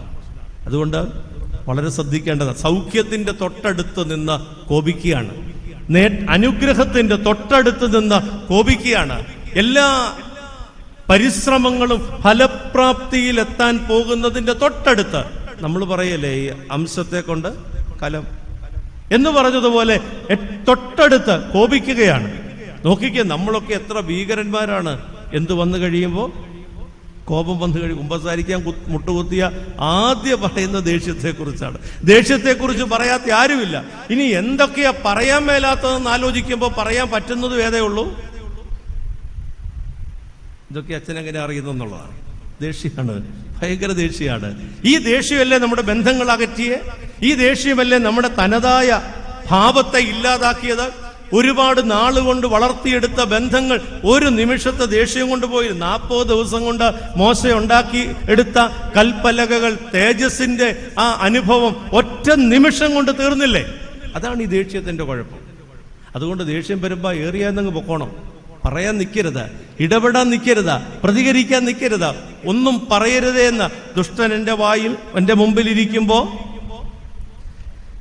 എൻ്റെ വായ കടിഞ്ഞാണിട്ട് കാക്കുമെന്ന് വലിയ പ്രശ്നം. നമ്മൾ ബോധപൂർവം പഠിപ്പിക്കണം. ഇല്ല, എത്ര പ്രൊവോക്ക് ചെയ്താലും, എത്ര നിർബന്ധിച്ചാലും, എത്ര സമ്മർദ്ദം ചെലുത്തിയാലും ഞാൻ ഉരിയാടില്ല, മിണ്ടത്തില്ല എന്ന് പറയണം. അത് നമ്മുടെ കർത്താവാണ് ഏറ്റവും വലിയ മാതൃക. ഞാൻ സൗമ്യനാകൊണ്ട് എൻ്റെ നുകവേറ്റ് എന്നോട് പഠിപ്പീനെന്ന് പറഞ്ഞവൻ പീലാത്തോസിന്റെ അരമനയിൽ ഒരക്ഷരം മിണ്ടത്തില്ലെന്ന് തീരുമാനിച്ചു. 1, 2, 3 സെന്റൻസുകൾ ചില പാഠങ്ങൾ പഠിപ്പിക്കാൻ വേണ്ടി പറഞ്ഞതല്ലാതെ അതിനേക്കാൾ കൂടുതൽ കുരിശി കിടന്നുകൊണ്ട് പറഞ്ഞു. പ്രയോജനമില്ലാത്ത പീലാത്തോസിന്റെ മുമ്പിൽ ഒരുപക്ഷെ പറഞ്ഞിരുന്നെങ്കിൽ പ്രയോജനമുണ്ടാകുമായിരുന്നിട്ട് നിർത്തി. രോമം കത്രിക്കുന്നവന്റെ മുമ്പിൽ, അതാണ് യെശയ്യാ പ്രവാചകൻ പറഞ്ഞത്, രോമം കത്രിക്കുന്നവന്റെ മുമ്പിൽ മിണ്ടാതിരിക്കുക, പെണ്ണാട് പോലെ. മിണ്ടാതിരുന്നിരുന്നെങ്കിൽ നമ്മുടെയൊക്കെ ബന്ധങ്ങൾ ചില സമയങ്ങൾ അതെങ്ങനെയാ, ഇനി എങ്ങാനും മിണ്ടാൻ ഒത്തില്ലെങ്കിൽ രാത്രി കിടന്നാൽ നമുക്ക് നല്ലൊരു അവസരം കിട്ടിയതാണ്, പോയി, ഇനി ഇതുപോലൊരു അവസരം വരികയില്ല. പ്രിയപ്പെട്ടവരെ, സൗമ്യതയിൽ ഒന്നാമനായ മോശ ദേഷ്യം വന്നപ്പോൾ പലുക എറിഞ്ഞുടക്കുകയാണെങ്കിൽ നമ്മുടെയൊക്കെ അവസ്ഥ. നയമാൻ ക്രൂദ്ധനായി തിരിച്ചു പോവുകയാണ്, ഇസ്രയേലിൽ നിന്ന് അരാമിലേക്ക് മടങ്ങുകയാണ്. ഇങ്ങനെ മടങ്ങുമ്പോൾ ഒരു ഭൃത്യൻ ചെന്നിട്ട് ചോദിച്ചു, അതെ, പ്രവാചകൻ ഒരു വലിയ കാര്യം പറഞ്ഞിരുന്നെങ്കിൽ നീ ചെയ്യുകയില്ലായിരുന്നോ? നമുക്കൊന്ന് നോക്കാം. ഈ തക്ക സമയത്ത് ഇടപെടൽ കണ്ടോ? ഞാൻ മുമ്പേ പറഞ്ഞത് മിണ്ടരുതെന്നാണ്. എന്നാൽ മിണ്ടണ്ട, സംസാരിക്കേണ്ട ചില സമയങ്ങളുണ്ട്. ഒരു തൻ്റെ യജമാനന്റെ മുമ്പിൽ ഒന്നും മിണ്ട, അവൻ പറയുന്നത് അനുസരിച്ചാൽ മതി, വേറൊന്നും പ്രതീക്ഷിക്കുന്നില്ല. ഉപദേശിക്കുവാനോ നിർദ്ദേശങ്ങൾ സമർപ്പിക്കാനോ ഉള്ള അധികാരമൊന്നും ഭൃത്യനില്ല. എന്നാൽ വീട്ടിൽ അവള് പറഞ്ഞതുപോലെ തന്നെ, ആ പെൺകുട്ടി പറഞ്ഞതുപോലെ തന്നെ ഇവിടെ ഒരു ഭൃത്യൻ വന്നിട്ട് പറയാണ്, നമുക്കൊന്ന് നോക്കാം. ഇൻ ടൈം, കൃത്യമായ സമയത്തുള്ള ഇടപെടലാണ്. ചില ജീവിതത്തെ മാറ്റിമറിക്കുന്ന ഇടപെടലാണ്. ചില സന്ദർഭങ്ങളെ മനോഹരമാക്കി തീർക്കുന്ന ഇടപെടലാണ്. ആളി കത്തുന്ന അഗ്നിയെ ഒരു നിമിഷം, ഒരു ഫയർഫോഴ്സും ഇല്ലാതെ ഒരു നിമിഷം കൊണ്ട് ശാന്തമാക്കുന്ന സംവിധാനാണ് പോട്ടേന്നൊന്ന് പറയുക. നമുക്കൊന്ന് നോക്കാമെന്ന് പറയുക. നമ്മളൊക്കെ കുടുംബ അന്തരീക്ഷത്തിലേക്കൊന്ന് വന്നേ. ഇതുപോലെ ക്രൂദ്ധനായി നിൽക്കുന്ന ഒരാളെ തണുപ്പിക്കാൻ നമ്മളെ കൊണ്ട് എന്താ ചെയ്യാൻ പറ്റും? നമ്മൾ ഇടപെട്ട് കഴിഞ്ഞാൽ അതൊന്നുകൂടെ ദേഷ്യം ഇല്ലാത്തയാൾ വായി കോലിട്ട് കുത്തുക എന്നൊക്കെ പറയുന്നത് പോലെയാണ്. ഇല്ലാത്തയാളിന് ദേഷ്യം ഉണ്ടാക്കുന്നതാ. ഇതാ ദേഷ്യം വന്ന് എല്ലാ പ്രതീക്ഷയും ഇല്ലാതാക്കി നശിപ്പിച്ചിട്ട് മടങ്ങിപ്പോകാമെന്ന് പറയുന്നവന്റെ അടുത്ത് എന്നിട്ട് ഒരുത്തം പറയുക, നമുക്കൊന്ന് നോക്കാം. തക്ക സമയത്ത് പറഞ്ഞ വാക്ക് സലോമോൻ പറഞ്ഞതാ. തക്ക സമയത്ത് പറഞ്ഞ വാക്ക് വെള്ളിത്താലത്തിൽ പൊൻ നാരങ്ങ പോലെയാണ്. എവിടെ എപ്പോ പറയണം? തക്ക സമയത്ത്. തിരിച്ച് ആരാമി ചെന്നിട്ട് പറഞ്ഞിട്ട് കാര്യമില്ല. തക്ക സമയത്ത്. നമ്മളൊക്കെ അസമയത്തെടുത്ത് കാച്ചും. നമ്മുടെ നാക്ക് പലപ്പോഴും സമയദോഷം എന്ന് പറഞ്ഞാൽ ഈ ആ സമയദോഷമല്ല, മറിച്ച് സമയത്തിന് ചേരാത്തത് നമ്മളെടുത്ത് ഉപയോഗിക്കും. എന്നിട്ട് അസംബന്ധങ്ങൾ ഉരുവിട്ടിട്ട് അബദ്ധങ്ങൾ സംസാരിച്ചിട്ട് ദോഷങ്ങൾ ക്ഷണിച്ചു വരുത്തുകയാണ്.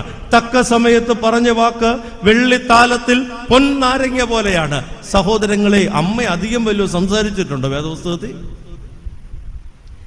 വാചാലയല്ലാത്ത ഒരമ്മ, അധികമൊന്നും ഉരിയാടാത്ത ഒരമ്മ. പക്ഷേ നമ്മൾ അവളെ നോക്കി നിൽക്കുമ്പോൾ എന്തോ ഒരു പഠനമാണ്, എന്തൊരു ധ്യാനമാണ് അവൾ. അവൾ പറഞ്ഞ വാക്കുകൾ ചുരുക്കമാണെങ്കിലും അവളിൽ നിന്ന് എന്തുമാത്രം നമുക്ക് പഠിക്കാനുണ്ട്. 1 മണിക്കൂർ ഞാൻ നിങ്ങളോട് നിന്ന് സംസാരിച്ചിട്ട് നിങ്ങൾക്കൊന്നും കിട്ടുന്നില്ലെങ്കിൽ ഞാൻ വെറുതെ വാചകടിക്കുകയല്ലേ, ഒരു പ്രയോജനം ഇല്ലാതെ പോവല്ലേ. നമ്മളൊക്കെ പലപ്പോഴും സംസാരിക്കുന്ന വാചകങ്ങൾ ഞാൻ ഉൾപ്പെടെ ഓർക്കേണ്ട പ്രയോജനരഹിതമായി പോകുന്ന വാക്കുകളാണോ എന്ന്. നമ്മളെയൊക്കെ വെച്ചിരിക്കുന്ന ഇതിനാണ്. പള്ളി കമ്മിറ്റി പ്രശ്നം ഉണ്ടാകുമ്പോൾ ഈ ഭൃത്യന്റെ വേഷം എന്താ നമുക്കൊന്ന് നോക്കാം. പൊതുയോഗത്തിൽ പ്രശ്നം ഉണ്ടാകുമ്പോൾ ഈ ഭൃത്യന്റെ വേഷം നമുക്കൊന്ന് നോക്കാവുന്നേ. കുടുംബത്തിൽ പ്രശ്നം ഉണ്ടാകുമ്പോൾ ഈ ഭൃത്യന്റെ വേഷം ക്രൂദ്ധനായി നിൽക്കുന്ന നയമാനോട് നമുക്കൊന്ന് നോക്കാം. തിരിച്ചു വിടുകയാണ്. ആളിക്കത്തുന്നതിനെ അത് ട്വിസ്റ്റ്, അത് ആ വഴിയിൽ നിന്ന് വഴിമാറ്റുകയാണ്, പുതിയൊരു മേഖലയിലേക്ക് കൊണ്ടുവരിക. യേശു പറഞ്ഞു, അഷ്ടസൗഭാഗ്യങ്ങളെ കുറിച്ച് പറഞ്ഞപ്പോ യേശു പറഞ്ഞു, സമാധാനം ഉണ്ടാക്കുന്നവർ ഭാഗ്യവാന്മാർ. ഉള്ളവരല്ല, സമാധാനം ഉണ്ടാക്കുന്നവർ, സമാധാനം സൃഷ്ടിക്കുന്നവർ, സമാധാനം ഇല്ലാത്തയിടത്ത് അതിനുവേണ്ടി പ്രവർത്തിക്കുന്നവർ, സമാധാനം ഉണ്ടാക്കുന്നവർ ഭാഗ്യവാന്മാർ, അവർ ദൈവത്തിന്റെ പുത്രന്മാരെന്ന് വിളിക്കപ്പെടും. വേദപുസ്തകത്തിൽ ദൈവത്തിന്റെ മക്കൾ എന്ന് പറയുന്ന അവകാശത്തിലേക്ക് വരുന്നത് യോഹന്നാൻ 1:12, അവനെ കൈക്കൊണ്ട് അവന്റെ നാമത്തിൽ വിശ്വസിക്കുന്ന ഏവർക്കും ദൈവമക്കളാകുവാൻ അവൻ അധികാരം കൊടുത്തു. അവനെ കൈക്കൊണ്ട് അവന്റെ നാമത്തിൽ വിശ്വസിക്കുന്ന ഏവർക്കും ദൈവമക്കളാകുവാൻ അധികാരം കൊടുത്തു.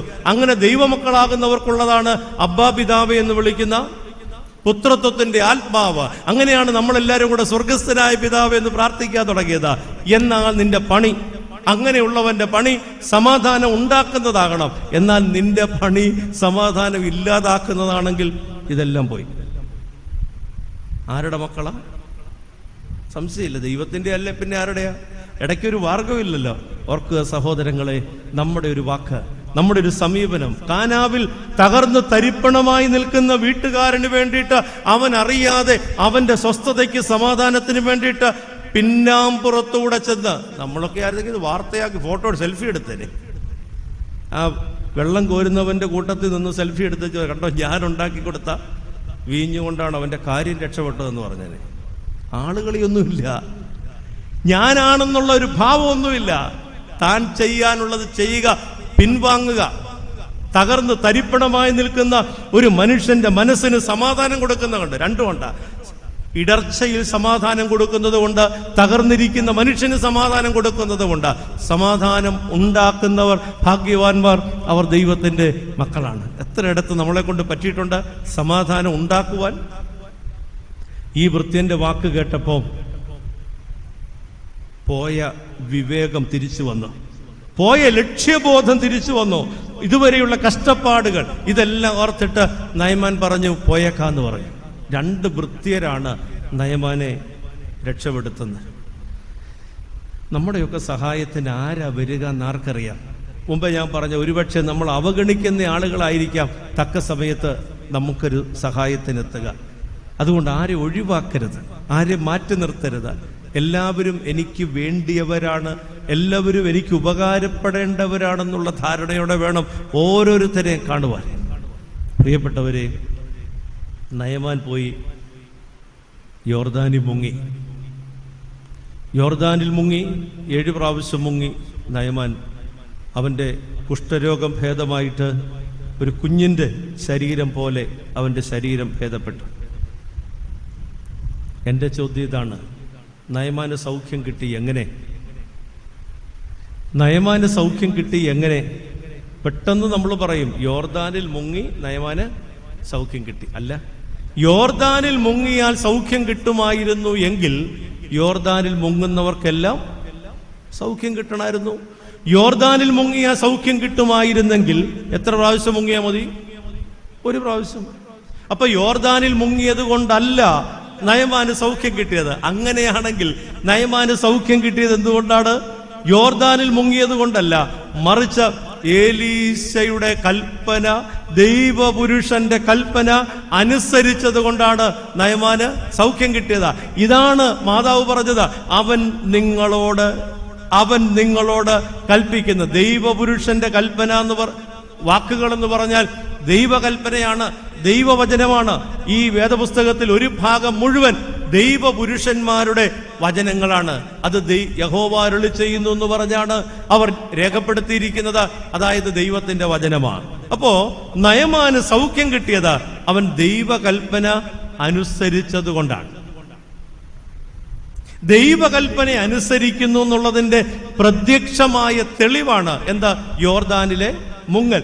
ദൈവകൽപ്പന തിരസ്കരിക്കുന്നു എന്നുള്ളതിന്റെ ലക്ഷണമാണ് നമുക്ക് പോകാം എന്നുള്ള തീരുമാനം. ദൈവകൽപ്പന അനുസരിക്കുന്നുവെങ്കിൽ യോർദാനിൽ മുങ്ങും, ദൈവകൽപ്പന തിരസ്കരിക്കുന്നുവെങ്കിൽ അവൻ തിരിച്ചു പോകും. ഇതാണ് അവിടുത്തെ വ്യവസ്ഥ. സഹോദരങ്ങളെ, ദൈവകൽപ്പന അനുസരിച്ചു നയമാൻ സുഖമായി, സൗഖ്യമായി. സൗഖ്യമാകണമെങ്കിൽ എന്തു വേണം? കൽപ്പന, വചനം അനുസരിക്കണം. സൗഖ്യമാകണമെങ്കിൽ വചനം അനുസരിക്കണം. യോർദാനിൽ നിന്ന് പൊങ്ങുന്ന നയമാന് മനസ്സിലായി താൻ ശുദ്ധിയുള്ളവനായി കുഷ്ഠരോഗത്തിന്റെ മാരക അനുഭവത്തിൽ നിന്ന് വിടുവിക്കപ്പെട്ടുവെന്ന നയമാന് മനസ്സിലായി. പ്രിയപ്പെട്ടവരെ, ദൈവ കൽപ്പന അനുസരിച്ചു നയമാൻ സൗഖ്യമായി. അമ്മ പറയുന്നത് പോലെ നമുക്കും ദൈവകൽപ്പന, ദൈവവചനം അനുസരിക്കുന്നവരാകാനായിട്ട് ശ്രമിക്കാം. സൗഖ്യമായ ഉടനെ നയമാന് പഴയ ദേഷ്യമൊക്കെ അങ്ങ് പോയി കേട്ടോ. രോഗമുണ്ടായിരുന്നപ്പോഴും നയമാന്റെ ദേഷ്യം പോയിട്ടില്ല. എന്നാൽ സുഖം വന്നു കഴിഞ്ഞപ്പോൾ നയമാന്റെ ദേഷ്യം പോയി.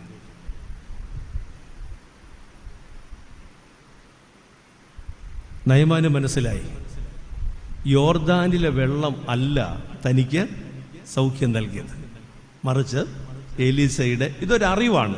യോർദാനിലെ വെള്ളം അല്ല തനിക്ക് സൗഖ്യം നൽകിയത്, എലീസയുടെ കൽപ്പനയാണ്.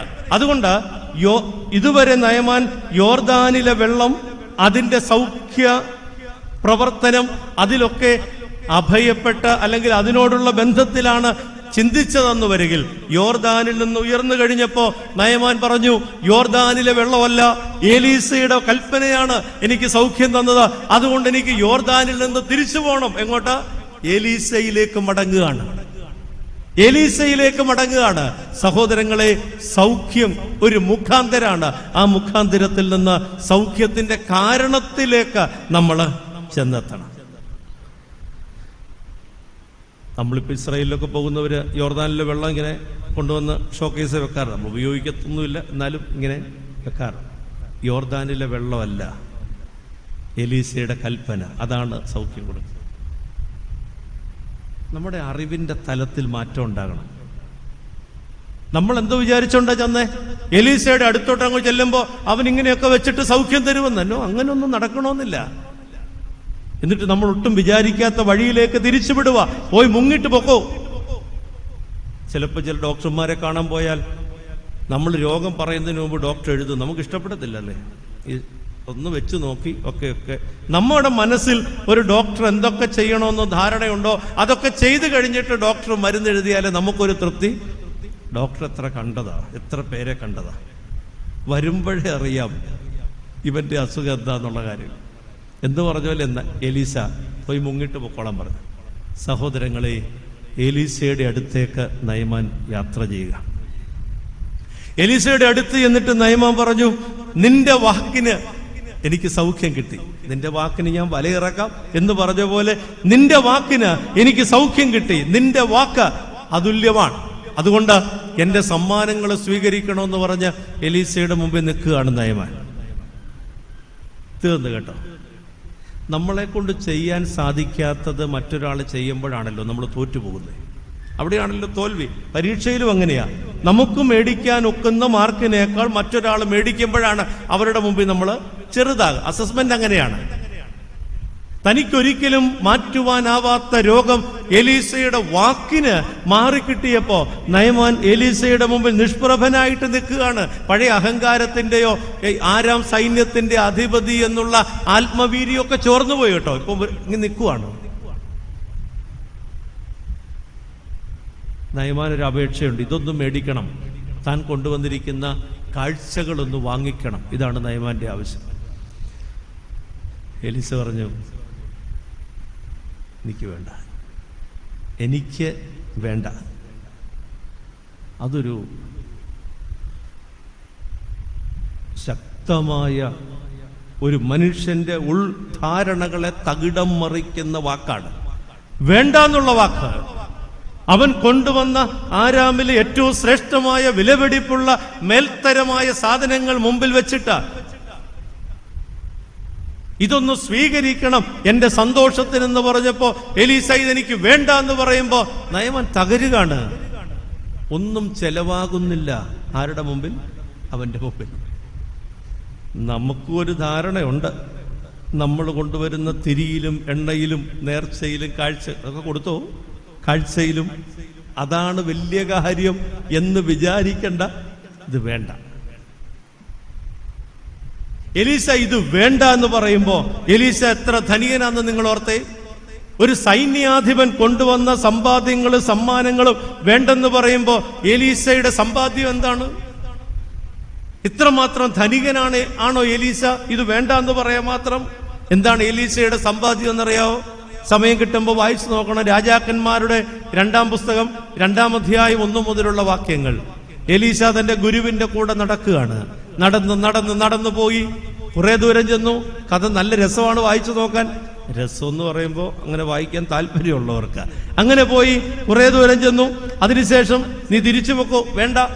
വീണ്ടും കുറെ ദൂരം ചെന്നു, തിരിച്ചു പൊക്കോ, അതും വേണ്ടെന്ന് പറഞ്ഞു. അവസാനം യോർദാൻ കടന്ന് മുന്നോട്ട് പോകുമ്പോ ഏലിയാവ് എലീസയോട് ചോദിച്ചു, നിനക്കെന്താ വേണ്ടേ? അതൊരു ചോദ്യമാണ്. വിട്ടുമാറാതെ കൂടെ നിൽക്കുന്നവനോട് ചോദിച്ചു, നിനക്കെന്താണ് വേണ്ടത്? ഗുരുവ് ശിഷ്യനു കേട്ടോ. നമ്മൾ ഈ സാറുമാരെ ഇങ്ങനെ വേണം മുതലെടുക്കാൻ. വിട്ടുമാറരുത്. അവരെ കൊണ്ട് നമുക്ക് കിട്ടാവുന്നത് മാക്സിമം ഊറ്റണം. അവരുടെ അറിവും കഴിവും അതിൻ്റെ പരമാവധി നമ്മുടെ ഗുണത്തിന് പ്രയോജനപ്പെടണം. അതെങ്ങനെയാ? നമുക്ക് സാറിനെ കാണുന്നത് തന്നെ, ഇന്ന് വന്നിട്ടില്ല, എന്തൊരാശ്വാസം. ഒരു സാറ് വന്നിട്ടില്ലെങ്കിൽ എങ്ങനെ നന്നാവാന്, എങ്ങനെ പഠിക്കാന്? വിഷയം ഇഷ്ടമില്ലെങ്കിൽ സാറിനെ ഇഷ്ടമില്ല. ഇതാണ് നമ്മുടെ സംസ്കാരത്തെ. ഒരു ഗുരുവും ശിഷ്യനും തമ്മിൽ ചേർന്ന് നിൽക്കുക, വിട്ടുപിരിയാതെ നിൽക്കുക. ഗുരു പറഞ്ഞു, എടാ നീ വരണ്ട, നീ പൊക്കോ. ഇല്ല, ഞാൻ മാറത്തില്ല, വിട്ടുമാറത്തില്ല. കൂടെ പോയി അവസാനം ഗുരു, സാറ്, അധ്യാപകൻ ശിഷ്യനോട് ചോദിച്ചു, നിനക്ക് എന്താ വേണ്ടേ?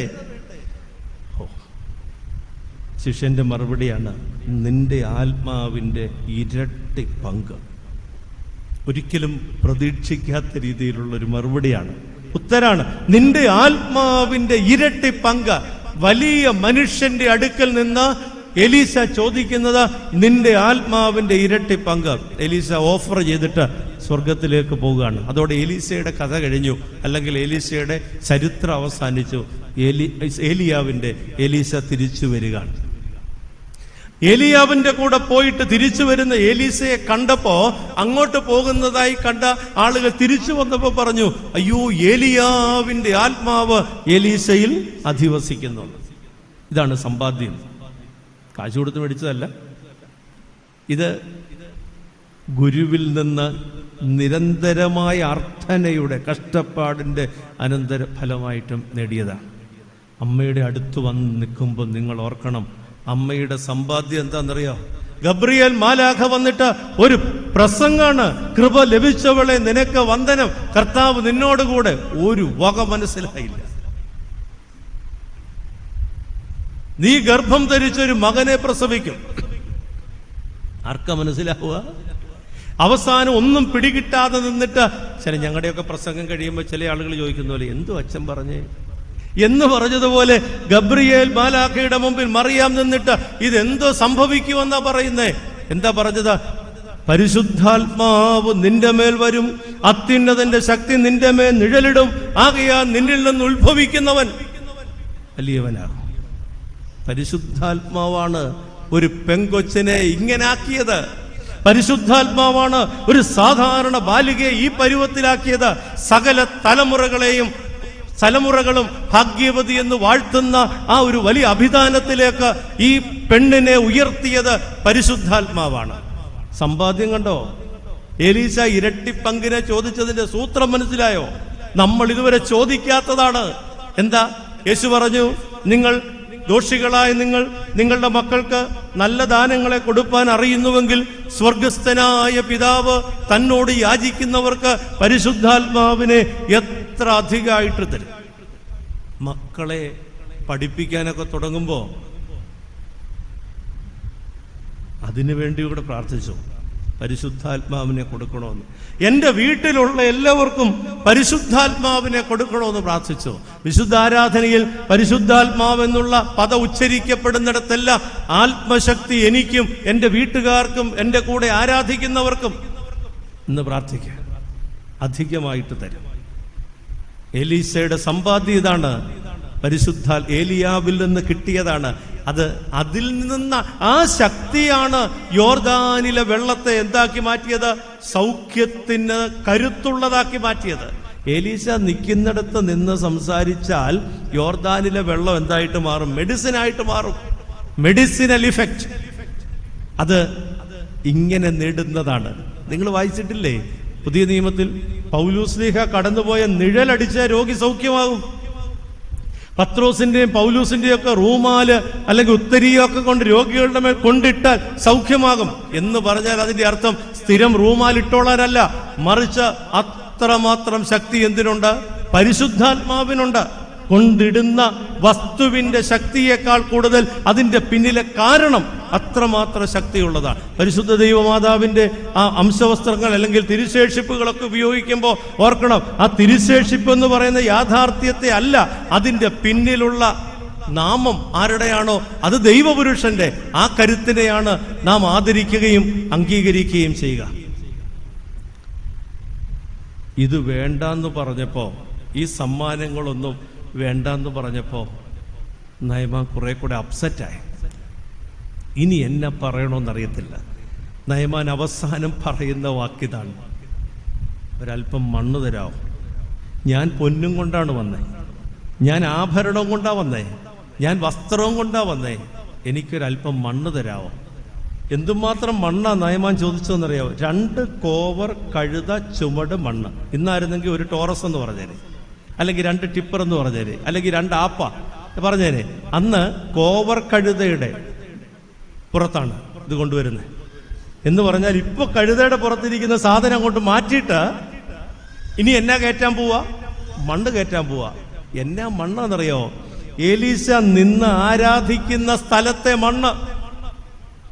അന്ന് ഗ്രാനൈറ്റ് ഇട്ട തറയല്ല, ടൈലിട്ടതല്ല, വെറും മണ്ണാണ്. മണ്ണ് സ്വയം ഉറയ്ക്കുകയാണ്. നിലമെന്ന് പറഞ്ഞാൽ അത്രയേ ഉള്ളൂ. ഇപ്പോഴ് നമുക്ക് ഒരു 40 വർഷം മുമ്പ് നമുക്ക് ചാണകം മെഴുകിയ ഒന്ന് പറയുന്നത് വെച്ചാൽ ഞങ്ങളുടെ വീട്ടിൽ ഇപ്പം നമുക്കൊന്ന് ഓർക്കാൻ ബുദ്ധിമുട്ടാണ്, ഓർക്കുമ്പോൾ സഹിക്കാനൊക്കത്തില്ല. ഞാനിങ്ങനെ അച്ഛൻ പറഞ്ഞ പോലെ പല കാര്യങ്ങൾക്ക് ബന്ധപ്പെട്ട് പാവപ്പെട്ട ആളുകളുടെ വീട് കയറും. ഈ വീട്ടിൽ പോകുമ്പോൾ ഞാൻ എൻ്റെ വീടുമായിട്ട്, ഇപ്പോഴത്തെ അല്ല, ഞാൻ നേരത്തെ താമസിച്ചോണ്ടിരുന്ന വീടുമായിട്ട് താരതമ്യം ചെയ്യാൻ പറ്റുന്ന വീടുകൾ ഇങ്ങനെ വിശകലനം ചെയ്യും. ചില വീട് കാണുമ്പോൾ ഓർക്കാം, ഇത് അന്നത്തെ എൻ്റെ വീടിൻ്റെ ഒരവസ്ഥയാണ്. ഒരു 20 വർഷം 15 വർഷത്തെ 20 വർഷത്തെ വ്യത്യാസം ഉണ്ടെന്ന്, 30 വർഷത്തെ വ്യത്യാസം ഉണ്ടെന്നുള്ളേ ഉള്ളൂ. അന്നത്തെ എൻ്റെ വീട്ടിലാണ് ഇന്ന് അവർ താമസിക്കുന്നത്. അങ്ങനെയല്ലേ ഞാൻ എന്താണ്, എങ്ങനായിരുന്നു എന്നോർക്കാൻ കിട്ടുന്ന ഒരു അവസരവും കൂടെ ആയിട്ടാണ് ഞാനിതിനെ കാണുക. വലിയ അഭിമാന ബോധത്തിലൊന്നും അഭിമാന പ്രഖ്യാപനത്തിലൊന്നും വലിയ കാര്യമില്ല പ്രിയരെ. ഇനി പൊന്നു മാറ്റി വെച്ചിട്ട് മണ്ണ് കയറ്റാൻ പോവാ വണ്ടിയെ. എന്ത് മണ്ണാണ്? എലീശ നിന്ന് ആരാധിക്കുന്ന സ്ഥലത്തെ മണ്ണുമായിട്ട് പോവുകയാണ്. നയമാൻ എലീശയോട് പറഞ്ഞു, എനിക്ക് 2 കോവർ കഴുത ചുമട് മണ്ണ് തരണം, ആ മണ്ണും കൊണ്ട് ഞാൻ എൻ്റെ നാട്ടിലേക്ക് പോകും, എന്നിട്ട് ഞാൻ ആ മണ്ണ് എൻ്റെ വീട്ടിൽ വിരിക്കും, ആ മണ്ണിൽ നിന്നുകൊണ്ട് ഞാൻ നിന്റെ ദൈവത്തെ ആരാധിക്കും. ആദ്യം വിചാരിച്ചു യോർദാനിലെ വെള്ളാന്ന്, രണ്ടാമത് വിചാരിച്ചു എലീശയാന്ന്. ഇവൻ സമ്മാനം സ്വീകരിക്കാതെ വന്നപ്പോ നഹമാന് മനസ്സിലായി ഇതിന്റെ പിന്നിൽ വേറൊരു കാരണമുണ്ട്. യോർദാനിലെ വെള്ളത്തിന്റെ പിന്നിൽ എലീശയും എലീശയുടെ സംസാരത്തിന്റെ പിന്നിൽ ഒരു ശക്തിയും, ആ ശക്തിക്ക് പിന്നിൽ ഒരു കാരണവും. അപ്പോ നഹമാൻ പറഞ്ഞു, ഇനി മുതൽ ഞാനൊരു ആരാധന തുടങ്ങുകയാണ്. ആരെ? നിന്റെ ദൈവത്തെ. അപ്പൊ നോക്കിക്കേ, താഴോട്ട് വന്നേ. ദൈവത്തിൽ നിന്ന് ആത്മാവിൽ നിന്ന് എലീശായിൽ നിന്ന് യോർദാനിലെ വെള്ളം. നമ്മൾ വെള്ളം വരെ സമ്മതിക്കും അല്ലേ? വെള്ളം എത്ര വേണേലും ഒഴിച്ചു, സൗഖ്യം കിട്ടിയാൽ മതി. എലീശയെയും വേണമെങ്കിൽ നമ്മൾ പരിഗണിക്കും, മാതാവിനെ, പരിമല തിരുമേനിയെ. അതിൻ്റെ പിന്നിലേക്ക് അവർ തുറന്നൊരുക്കുന്ന പാത അവിടെ ചെന്നെത്തണം. അവരിൽ അസ്തമിക്കുന്ന, അവിടെ പരുമല കൊണ്ട് അവസാനിക്കുന്ന വഴിയല്ല, പരുമല തുറക്കുകയാണൊരു വഴി. എങ്ങോട്ടുള്ളത്? ഒരു ആത്മാവിലേക്കും ഒരു ആരാധനയിലേക്കുമുള്ള വഴി വെട്ടിത്തുറക്കുകയാണ്. അതുകൊണ്ടല്ലേ സഹോദരങ്ങളെ, വെറും അപരിഷ്കൃതമായിരുന്ന ഒരു പ്രദേശം പ്രകാശപൂരിതമായത് അങ്ങനെയല്ലേ? അവിടെ ഒരു വഴി തുറക്കപ്പെടുകയാണ്. അമ്മയിൽ ഒരു വഴി തുറക്കപ്പെടുകയാണ്, ആരാധനയുടെ പുതിയൊരു വഴി. ഇപ്പം ഞാൻ പറഞ്ഞു നിർത്തിയിരിക്കുന്നത് 2 രാജാക്കന്മാർ 5-ാം അധ്യായം 18-ാം വാക്യമാണ്. ഞാൻ നിന്റെ ദൈവത്തെ ആരാധിക്കുമെന്ന് പറഞ്ഞപ്പോ എലീശ നയമാനോട് പറഞ്ഞു, സമാധാനത്തോടെ. അപ്പൊ സമാധാനം കിട്ടണമെങ്കിൽ ആരാധന തുടങ്ങണം. അമ്മയെ പരിചയപ്പെട്ടാലും, ഏലീശയെ പരിചയപ്പെട്ടാലും, പരിശുദ്ധന്മാരെ പരിചയപ്പെട്ടാലും, ഏത് മധ്യസ്ഥന്റെ പ്രാർത്ഥനയിൽ അഭയപ്പെട്ടാലും, അനുഗ്രഹങ്ങൾ എത്ര സ്വന്തമാക്കിയാലും ആരാധന തുടങ്ങാതെ സമാധാനം ഉണ്ടാവില്ല. ആരാധനയെ സമാധാനം. ഒരു കഴിഞ്ഞ ദിവസം സംഭവിച്ച ഒരു അനുഭവം കൂടെ പറഞ്ഞ് ഞാൻ നിർത്തുകയാണ്. ഒരു മനുഷ്യൻ, വളരെ അറിവുള്ള, കുറേ വിശാല മേഖലകളിൽ പ്രവർത്തിക്കുന്ന മറ്റൊരു മതത്തിൽപ്പെട്ട ഒരു മനുഷ്യനെ പരിചയപ്പെടാനിടെ, വ്യക്തിപരമായ ഒരു കാര്യത്തിന് പോയതാണ്. അദ്ദേഹത്തെ പരിചയപ്പെട്ടു, കുറേ കാര്യങ്ങൾ, എൻ്റെ കാര്യങ്ങളെല്ലാം സംസാരിച്ചു കഴിഞ്ഞ് അദ്ദേഹം എന്നോട് പറഞ്ഞു, ഞാനും ക്രിസ്തുവിൻ്റെ വഴിയിലാണ്. ഞാൻ വലിയ ഗൗരവം കൊടുത്തില്ല. അതെന്താ, എങ്ങനെയാ സംഭവിച്ചത്, ഒരു എക്സൈറ്റഡ് ഒന്നും ആയില്ല. അദ്ദേഹം ഒരു കാര്യം പറഞ്ഞു, അത് കേട്ട് ഞാൻ അത്ര. അദ്ദേഹം അടുത്ത വാചകം, ക്രിസ്തുവിന് മതമില്ല. ഞാൻ പറഞ്ഞു, ശരിയാണ്, ക്രിസ്തുവിന് ഫോളോവേഴ്സേ ഉള്ളൂ. അതാണ്. അപ്പം ആർക്കും ആകാമല്ലോ. ഞാൻ പറഞ്ഞു, ആകാം. എൻ്റെ മകള് മരിച്ചു, ഞാൻ നടത്തിക്കൊണ്ടിരുന്ന ഫേം തകർന്ന് തരിപ്പണമായി. എല്ലാം ഒരു നിമിഷം കൊണ്ട് ചീട്ടുകൊട്ടാരം പോലെ തകർന്നടിഞ്ഞപ്പോ ആരും പരിചയപ്പെടുത്തിയതല്ല, ക്രിസ്തു തന്ന സമാധാനം. അതാണ് എന്നെ ഇന്ന് പിടിച്ചു നിർത്തുന്നത്. ഒരു അക്രൈസ്തവന്റെ വാക്കാണ്. അദ്ദേഹം മതം മാറി ഏതെങ്കിലും സഭയിൽ അംഗമാറി ആയിട്ട് പ്രവർത്തിക്കുന്ന ആളല്ല. ആ മതത്തിൽ നിന്നുകൊണ്ട് തന്നെ അദ്ദേഹം പറയുകയാണ്, ക്രിസ്തു തന്ന സമാധാനം. ഇതാണ് സഹോദരങ്ങളെ ആരാധന. അദ്ദേഹം 4-5 കാര്യങ്ങൾ വേദപുസ്തകാടിസ്ഥാനത്തിൽ സംസാരിച്ചു. ഞാൻ അത്ഭുതപ്പെട്ടു പോയി. ഞങ്ങൾ 4 വർഷം സെമിനാരിയിൽ ഇതുമായിട്ട് തലകുത്തി മറിയാറുണ്ട്. പല ഡയമെൻഷൻ, പല രീതിയിൽ വേദപുസ്തകത്തെ പഠിക്കാൻ ശ്രമിക്കാറുണ്ട്. ഞാൻ പറഞ്ഞു, സാർ ഒത്തിരി ഡീപ്പായിട്ട് വേദപുസ്തകം പഠിക്കും. കോവിഡ് എനിക്ക് തന്ന സമ്മാനാണ് എൻ്റെ വേദപുസ്തക ജ്ഞാനം. അദ്ദേഹം പറയുകയാണ്, കോവിഡ് എനിക്ക് തന്ന സമ്മാനാണ്. ഇപ്പോൾ ഇവിടെ ഇരിക്കുന്ന പലരും പറയുന്നുണ്ട്, ഇനിയും കോവിഡ് വരുവായിരുന്നെങ്കിൽ. ഇത് പറഞ്ഞു തരാൻ ആരും ഇല്ലാതെ പോയില്ലേ? വൈദിക സെമിനാരി പ്രിൻസിപ്പലായിരുന്ന ബഹുമാനപ്പെട്ട ജേക്കബ് കുര്യനച്ചൻ കോവിഡിന്റെ സമയത്ത് ബൈബിള് മലയാളത്തിൽ സ്വന്തം കൈപ്പടയിൽ എഴുതിയിട്ട് അതിൻ്റെ ഓരോ വാക്കിലും മനസ്സിലാക്കേണ്ട, മറ്റ് ഭാഷാന്തരത്തിൽ നിന്ന് വ്യക്തത വരേണ്ട വാക്കുകൾക്ക് അദ്ദേഹം വിശദീകരണം കൂടെ കൊടുത്തു. ഒരു പുതിയ റെഫറൻസ് ഗ്രന്ഥം പോലെ ഞാനത് പോയി കണ്ട് അടുക്കി വെച്ചിരിക്കുകയാണ്. അച്ഛൻ്റെ ഡയറികൾ ഇങ്ങനെ അടുക്കി വെച്ചിരിക്കുകയാണ്. ബൈബിൾ സ്വന്തം കൈകൊണ്ട് എഴുതി. ബൈബിൾ നോക്കുക, ബൈബിൾ കേൾക്കുക, ബൈബിൾ ഉച്ചരിക്കുക, ബൈബിൾ സ്വന്തം കൈകൊണ്ട് എഴുതുക.